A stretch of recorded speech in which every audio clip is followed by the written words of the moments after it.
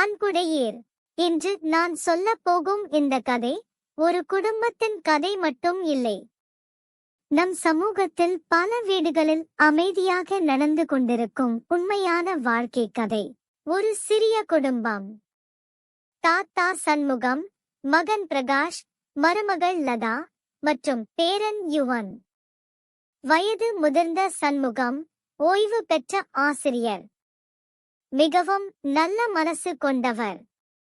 தனது வாழ்க்கையை மகனுக்காக அர்ப்பணித்த தந்தை. ஆனால் காலம் செல்ல செல்ல உடல் பலவீனம் ஆகிறது. மறதி, நடக்க சிரமம், உடல்நல பிரச்சனைகள். இதனால் வீட்டில் அவரை பார்த்து கொள்வது சிரமமாக மாறுகிறது. ஆரம்பத்தில் அன்பாக இருந்த மகனும் மருமகளும் நாளடைவில் சோர்ந்து போகிறார்கள். வேலை அழுத்தம், வாழ்க்கை சுமைகள், பண பிரச்சனைகள், இவை எல்லாம் சேர்ந்து சண்முகத்தை ஒரு பொறுப்பு போல பார்க்க ஆரம்பிக்கிறார்கள். ஆனால் அந்த வீட்டில் ஒரே ஒரு இதயம் மட்டும் தாத்தாவை உயிரை போல் நேசித்தது. அது யுவன் என்ற அந்த சிறிய பேரன். தாத்தா தினமும் அவனுக்கு கதைகள் சொல்வார். நல்லொழுக்கம் கற்றுக் கொடுப்பார். பெரியவர்களை மதிக்கணும் என்று சொல்லிக் கொடுப்பார். யுவனுக்கும் தாத்தா என்றால் உலகமே. ஒரு நாள் இரவு சமையலறையில் பெற்றோர் பேசிக் கொண்டிருப்பதை யுவன் கேட்கிறான். இப்படி பார்த்து கொள்ள முடியல. ஒரு நல்ல முதியோர் இல்லத்தில் சேர்த்துடலாம் என்ற அந்த ஒரு வார்த்தை அவன் மனதை உடைத்து விடுகிறது. அந்த இரவு அவனுக்கு தூக்கமே வரவில்லை. மறுநாள் காலை தாத்தாவை கட்டிப்பிடித்து நீங்க எங்கேயும் போகக்கூடாது என்று அழுகிறான். ஆனால் முடிவு மாறவில்லை. சில நாட்களில் தாத்தாவை முதியோர் இல்லத்திற்கு அழைத்து செல்ல முடிவு செய்கிறார்கள். சண்முகம் அமைதியாக தனது சிறிய பையில் 2 சட்டை, சில புத்தகங்கள், பழைய புகைப்படங்களை மட்டும் வைத்து கிளம்ப தயாராகிறார்.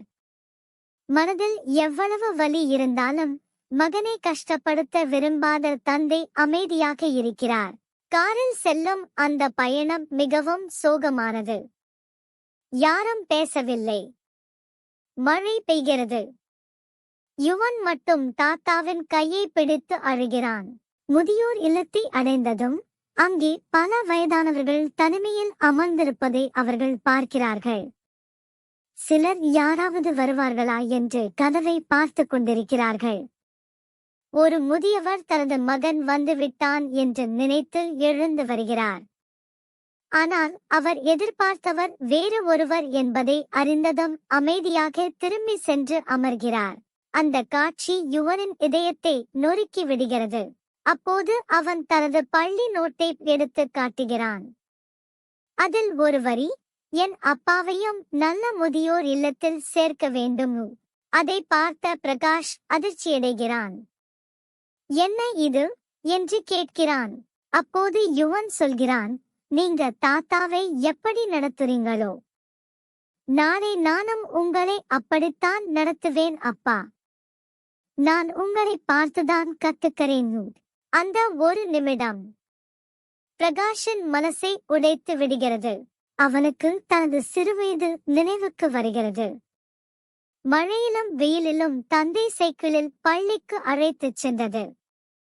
கல்லூரி கட்டடத்திற்காக நகை அடகு வைத்தது. காய்ச்சலான இரவுகளில் தூங்காமல் அருகில் இருந்தது. எல்லாம் நினைவுக்கு வருகிறது. அவன் உடைந்து போகிறான். தந்தையின் கையை பிடித்து, அப்பா, என்னை மன்னிச்சிடுங்க என்று கதறி அழுகிறான். அந்த நிமிடத்தில் ஒரு மகன் திருந்துகிறான். ஒரு குடும்பம் மீண்டும் இணைகிறது. வீட்டுக்கு திரும்பிய பிறகு எல்லாம் மாற ஆரம்பிக்கிறது.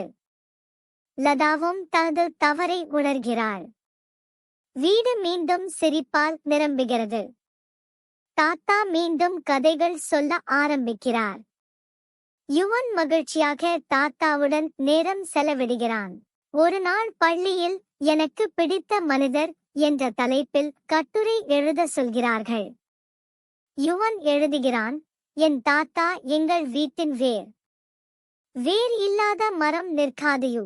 எவ்வளவு அழகான உண்மை! நண்பர்களே, பெற்றோர்கள் வயதாகும் போது அவர்கள் குழந்தைகளைப் போல மாறிவிடுகிறார்கள். நாம் சிறு வயதில் நடந்தபோது அவர்கள் கையை பிடித்தார்கள். இன்று அவர்கள் மெதுவாக நடக்கும்போது நாம் அவர்களின் கையை பிடிக்க வேண்டிய நேரம் இது.